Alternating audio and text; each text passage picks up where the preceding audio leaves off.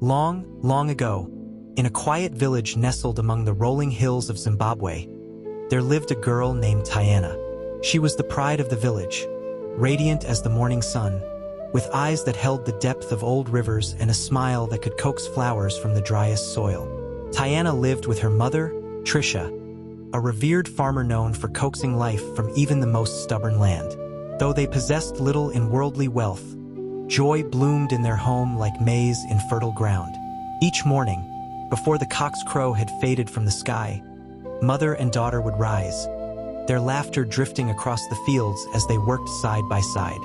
Suitors came often, young men bearing yams, goats, even golden bangles, hoping to win Tayana's heart. But she turned them all away. Her heart, it seemed, danced to a different rhythm. "I will know when it is him," she often said with a dreamy smile. "A prince, perhaps. Someone who will sweep me off my feet and make the stars sing." But time, as it does, moved on. One day, Trisha fell ill. It began with weakness, then fever, and soon she could no longer rise from her bed. Tayana did everything a daughter could, boiling herbs, calling elders, even offering silent prayers to the ancestors. But her mother's strength continued to fade. Desperate, Tayana sought out Baba Chamu, the village healer. His hut smelled of burning sage and old stories. "There is one way," Baba Chamu said, his voice low and ancient. "A flower grows deep within the evil forest of Nyanga, the Murawanyasha, the flower of restoration. It has the power to heal even from the edge of death." Tayana's heart skipped. She had heard the tales. "No one who enters that forest ever returns," he added. "Its roots drink the bones of the lost. Spirits guard its shadows. But if you are brave enough..." She said nothing. She only nodded and walked home in silence. That night, Tayana sat beside her mother's bedside, eyes wet, heart heavy. Outside, the wind howled through the trees, whispering the names of the vanished. She was now caught between two unbearable choices: venture into the cursed forest in search of a miracle, or sit by and watch the only person she had in the world fade away. The following morning, Tayana sat quietly outside their small hut, her gaze fixed on the sky, empty and lost in thought. The sun rose lazily behind the hills, but it brought no comfort. Her heart ached with helplessness. Then, footsteps approached. A man, finely dressed and bearing gifts. Another suitor. He smiled, bowing slightly. "I come seeking your hand, Tayana."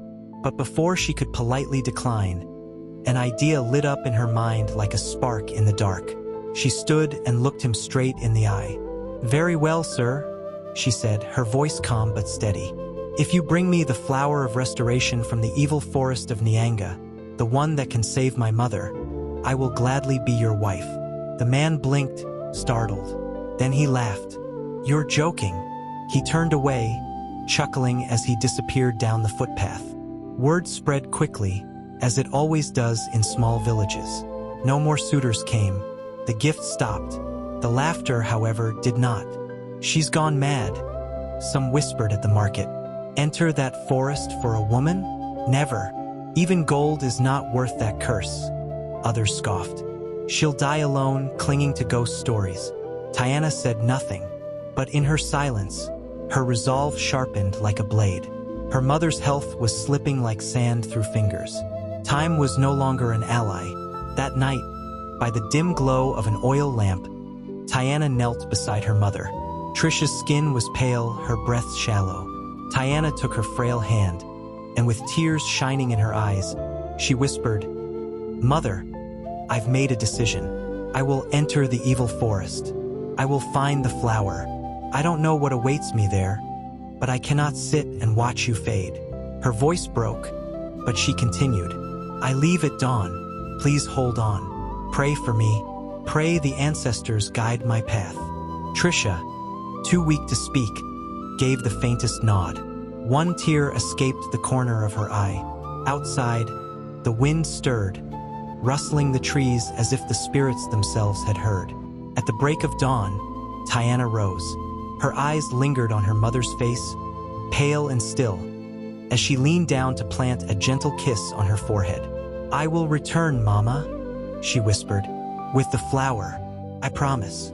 And with nothing but a small satchel and unshakable resolve, she stepped into the unknown. The sky was brooding, thick with clouds that hung low like a warning. A cold wind whispered through the trees, brushing her cheeks like ghostly fingers. But Tayana didn't flinch. Her heart beat only for one purpose: to save her mother.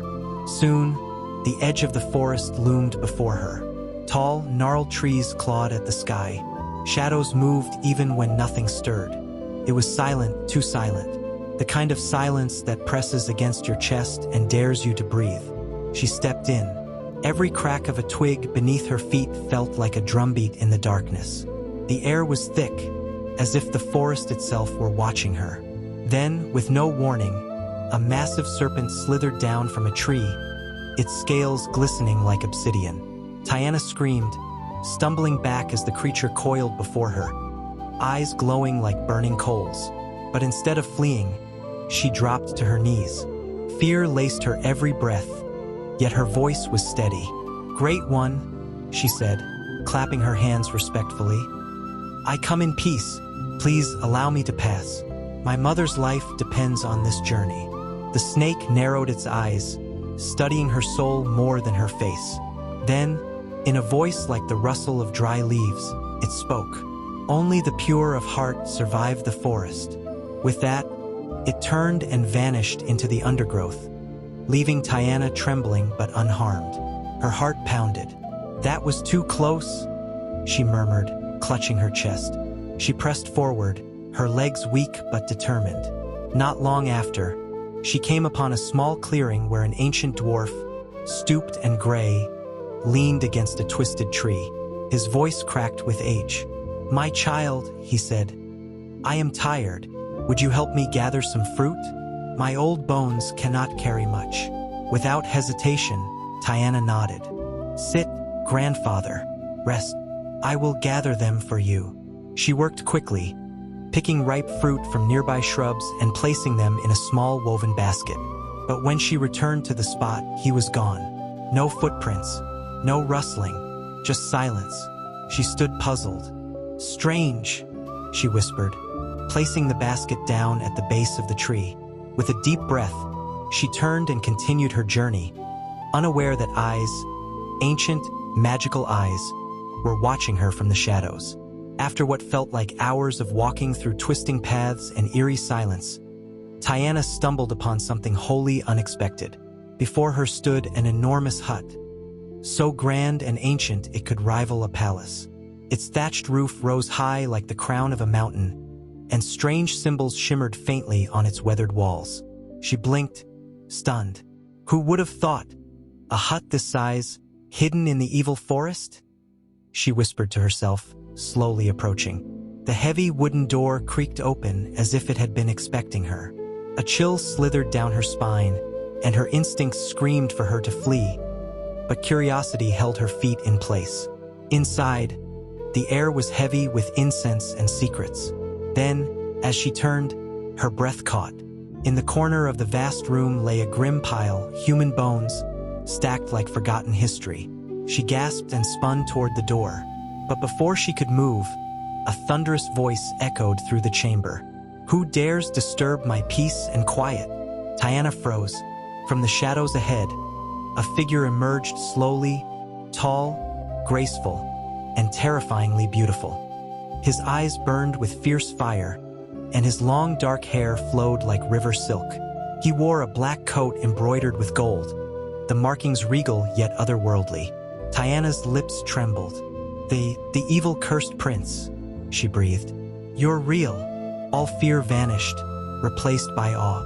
The prince stared at her, his expression unreadable. Then he spoke, his voice deep as thunder. "You are brave," he said at last, "and your heart is pure. Because of that, you shall live." Tayana's eyes flickered to the pile of bones once more. The prince followed her gaze. "Yes," he said coldly, "I feed on the corrupt, the wicked souls who come to bargain with me while carrying hearts blacker than the nights in this cursed forest. They think they can deceive me, but the forest knows." His voice filled the space like a storm, each word carrying ancient judgment. Tayana stood still, not with fear, but with quiet strength. And for the first time, the cursed prince looked upon someone not with hunger, but curiosity. "She doesn't have much time left," the prince said quietly, his fiery eyes fixed on Tayana. She blinked. What? Then it struck her, he was speaking of her mother. Her heart dropped. "Please, you know this forest better than anyone. Help me," she begged, stepping closer. The prince tilted his head, his expression unreadable. "Why would I help you, stranger?" he asked, voice laced with cold indifference. Tears welled in her eyes. Because you spared me. You said my heart is pure. Isn't that enough? Isn't that worth something?" The prince threw his head back and laughed, a cruel, echoing sound that seemed to shake the walls of the hut. "Oh, how precious," he sneered. "The little girl with the purest heart. Should I call you Snow White now?" His voice dripped with sarcasm. "Let me guess. You believe love can conquer all, right?" "There's nothing good in me," he said darkly. "If you were not just pure but wise, you would turn around and leave. Save yourself." But Tayana stood her ground. She fell to her knees before him, hands clasped in front of her. "I'm not leaving," she said, voice breaking. "Not without the flower of restoration. Not while my mother still breathes." She looked up at him, her face streaked with tears. "Please, do it not for me, but for humanity. Show a stranger mercy. Show love." At that word, the prince's expression twisted. "Love?" he echoed, his voice suddenly sharp, bitter. "What do you know of love?" Tayana met his gaze, her tears steady but strong. "It's what I carry for my mother. It's what brought me into this cursed forest. It's what gives me the strength to beg." For a long moment, the prince said nothing. Then he spoke, his voice low and full of venom. "Yeah, love. It's what brought me here too. It's what cursed me. It's what made them call me evil. It's what burned everything I was and left this behind." Hatred flared in his eyes, but beneath it, just beneath, was pain. Old, buried, unhealed, and Tayana saw it. "Who hurt you?" Tayana asked softly, her voice laced with genuine concern. The cursed prince turned sharply, caught off guard. The warmth in her tone, so gentle, so human, cut deeper than any sword. It stirred something in him, something long buried beneath centuries of bitterness and shadows. He looked at her, really looked. Her luminous blue eyes shimmered like the evening sky after a storm. Her spirit, though bruised by fear and loss, remained unbroken, unyielding, beautiful. "I don't want to talk about it," he muttered, turning away as if her gaze burned too deeply. He walked to the doorway, pausing there like a phantom caught between worlds. "Head north," he said, voice colder now, as if building a wall. "Beyond the grove lies the Red River. There you'll find the flower of restoration. Pluck it from the roots, but make sure to thank the unseen. If you don't, you'll never leave alive." He turned his head slightly. "It won't be easy," he added with a dry smirk.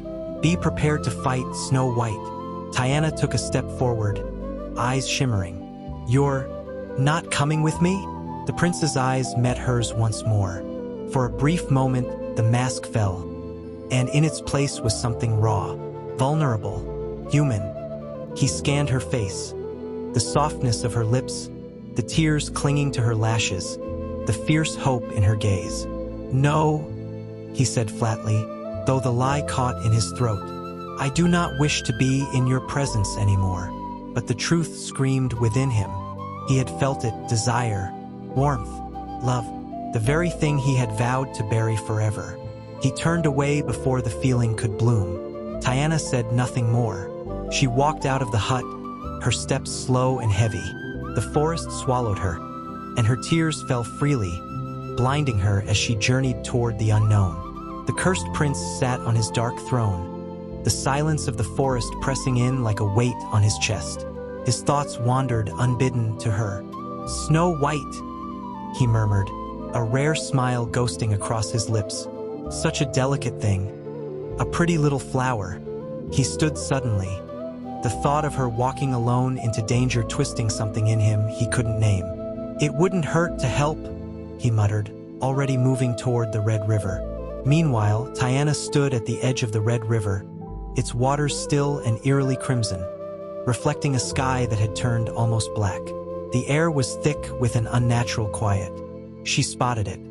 A single flower glowing faintly at the water's edge, its petals radiant and pulsing with life. Her heart leapt. She reached for it, gently plucking it from the earth. But the moment her fingers closed around the stem, a chilling wind whipped through the trees.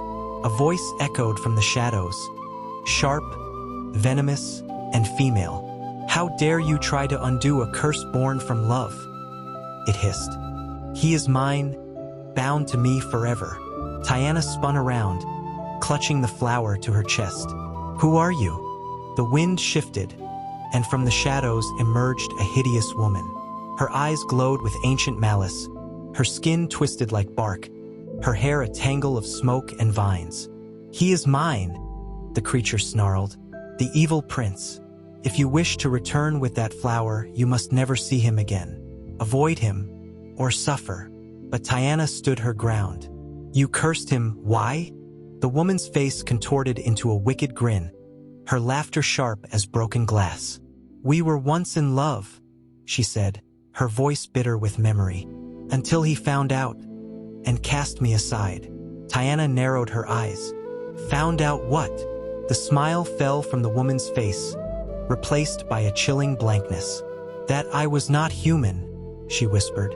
"A spirit of the forest, a deceiver. He discovered the truth, and he shamed me, rejected me in front of all his people. So I cursed him." Her voice dropped into a growl. "I made him loathe the sound of new life. I twisted his heart until the cries of newborns turned him into a monster. He became the terror. He slaughtered innocents until the villagers drove him out." She stepped closer, eyes glowing with triumph. "I lured him into this forest, bound him in rage, in pain, and he became mine." Tayana's breath caught in her throat. Her grip tightened around the flower. "Only love," the woman sneered, "will set him free." And with that, she vanished in a swirl of black smoke, leaving Tayana trembling and alone. Except she wasn't. Footsteps echoed behind her. Tayana dropped to her knees and whispered softly, "Thank you, unseen ones," her hands trembling as she clutched the flower. Just then, she felt a warm presence beside her. "Snow White," came a familiar voice, gentle, no longer haunted. She turned and saw him, the cursed prince standing tall, his dark coat brushing the grass, his eyes softened from fire to warmth. Tears welled in her eyes as she leapt into his arms. "You came," she said, her voice breaking into joy. Their eyes locked. No fear, no masks, only unspoken truths. "I had to make sure you were safe," he said, and for the first time, his eyes twinkled not with rage or sorrow, but with love. Tayana smiled mischievously. "That's love." He blinked, startled by her words, then laughed. A genuine laugh, light, human, free. Before he could speak, she rose on her toes and kissed him. A soft, slow kiss filled with truth and tenderness. And in that moment, a wave of warmth surged through the prince. The forest seemed to exhale. The ancient weight on his shoulders vanished like morning mist. His curse was broken, but the sky darkened again. "No!" a voice screeched from the shadows. "What have you done, little girl?" The hideous woman burst forth in fury, her form twisting with rage. "You will die," she hissed. But before she could strike, the great snake coiled between them, and beside it stood the old dwarf, staff in hand. "Touch not the pure," the two said in unison. The dwarf turned to Tayana, his eyes wise and kind. "Go, child. Save your mother. Your kindness has summoned our strength. We shall deal with this darkness." The snake nodded solemnly. Without a word, Tayana and the newly freed prince ran. Through thorns, past groaning trees, across the cold, silent fields, until at last, they reached her home. Tayana rushed to her mother's side. Trisha lay still, her breath faint as a whisper. Prince Tapua knelt beside her, gently crushing the flour into a warm herbal mixture, his hands steady. He spooned it between her lips, and for a moment all was still. Then Trisha stirred. A breath, a blink, a weak smile. "Mama!" Tayana cried, overwhelmed with joy. Minutes later, outside, the moon glowed with a serene silver light. The prince and Tayana stood beneath it, side by side. The fire in his eyes had faded into a peaceful light. "You freed me," he said, voice soft as the wind. "From the curse, from myself. Thank you, Snow White." Tayana laughed gently. "My name is actually Tayana." He repeated it like a prayer. "Tayana, it's beautiful." Then, smiling for the first time in what felt like centuries, he added, "I'm Tapiwa." The two embraced, hearts beating in rhythm, shadows behind them and hope ahead. From the doorway, Trisha stood watching, her hand pressed to her chest. She whispered into the wind, "May God bless your love, my children, so pure." And under the light of the baobab moon, love bloomed, pure, defiant, and eternal. Thank you for watching. Please don't forget to like, comment, and subscribe to support the channel.